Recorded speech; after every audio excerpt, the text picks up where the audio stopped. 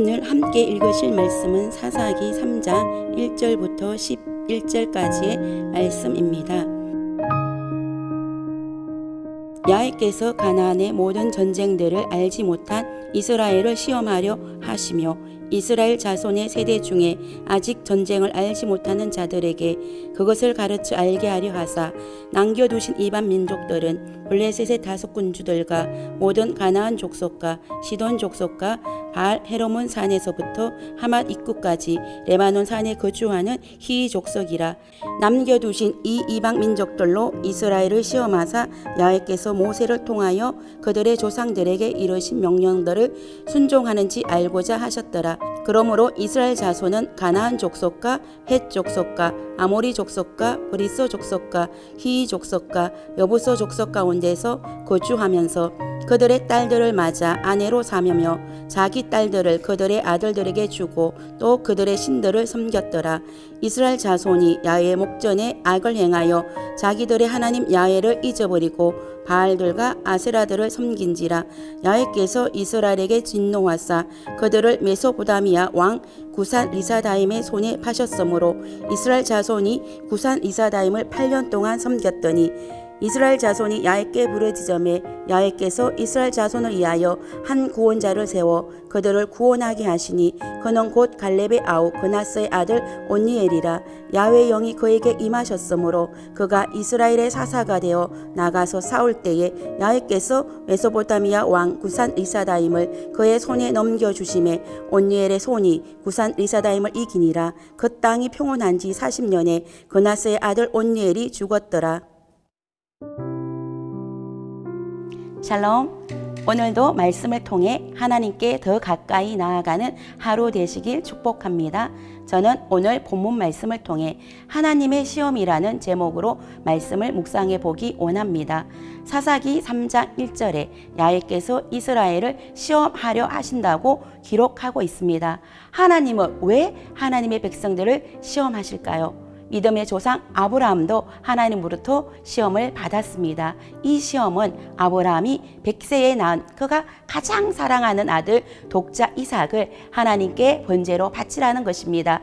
이 시험의 목적은 아브라함의 믿음을 테스트하는 것입니다. 이 시험을 통해 아브라함이 그의 아들 독자보다 하나님을 더 사랑하는지 알고자 하시는 것입니다. 아브라함은 이 시험을 통해 그의 아들 독자 이삭도 아끼지 아니하고 하나님을 경외하는 자로 인정을 받았습니다. 하나님은 아브라함의 믿음을 테스트하시고 그에게 큰 복을 주시고 내시가 크게 번성하여 하늘의 별과 같고 바닷가의 모래와 같게 하시겠다는 언약의 말씀을 주셨습니다. 시험을 통과하는 자에게는 하나님의 축복이 준비되어 있습니다. 오늘 이스라엘 백성들도 하나님의 시험에 직면했습니다. 그 시험의 도구는 남겨두신 이방 민족입니다. 하나님이 사용하시는 시험의 도구는 바로 블레셋 다섯 군주들과 모든 가나안 족속들과 시돈 족속과 바알 헤르몬 산에서부터 하맛 입구까지 레바논 산에 거주하는 히위 족속입니다. 이번 시험의 첫 번째 목적은 이스라엘 자손의 세대 중에 아직 전쟁을 알지 못하는 자들에게 전쟁을 가르쳐 알게 하는 것입니다. 여호수아와 그 세대의 이스라엘 백성들은 이방 민족들과 전쟁을 하면서 그 땅을 정복했습니다. 하지만 다음 세대들은 그런 경험이 없었습니다. 그래서 하나님은 그들에게 전쟁을 가르치기를 원하셨습니다. 그렇다면 하나님은 이스라엘 백성들에게 전쟁의 전술과 전략을 가르치기 원하셨을까요? 아니면 어떻게 군사력을 정진시키고 전쟁에서 승리하기 위해 어떤 무기로 무장해야 한다는 것을 가르치기 원하셨을까요? 하나님은 전쟁 기술이 아니라 이 전쟁은 사람의 전쟁이 아니라 하나님의 전쟁임을 알게 하시기를 원하셨습니다. 모세가 여호수아가 전쟁에서 승리했던 비결은 바로 너희는 가만히 있어서 하나님이 일하시는 것을 보게 하시는 것이었습니다. 인간의 힘과 방법으로 이기는 전쟁이 아니라 하나님의 능력과 방법으로 이기는 전쟁을 가르쳐 주시기 원하셨습니다. 두 번째 시험의 목적은 하나님께서 모세를 통하여 명령한 말씀에 순종하는지 알고자 하시는 것입니다. 하나님은 시험을 통해 우리가 하나님의 말씀에 얼마나 순종하는 삶을 사는지를 알기를 원하십니다. 이스라엘 백성들은 이방 족속들 가운데 거주하면서 그들의 아들과 딸들과 결혼을 했고 야훼 목전에 악을 행하였습니다. 그 결과 이스라엘 백성들은 하나님의 진노로 말미암아 메소보다미아 왕 구산 리사다임의 손에 넘겨졌습니다. 이스라엘 백성들은 8년 동안 구산 리사다임을 섬기며 고통 가운데 살았습니다. 이스라엘 백성들은 고통으로 말미암아 하나님께 부르짖어 기도했습니다.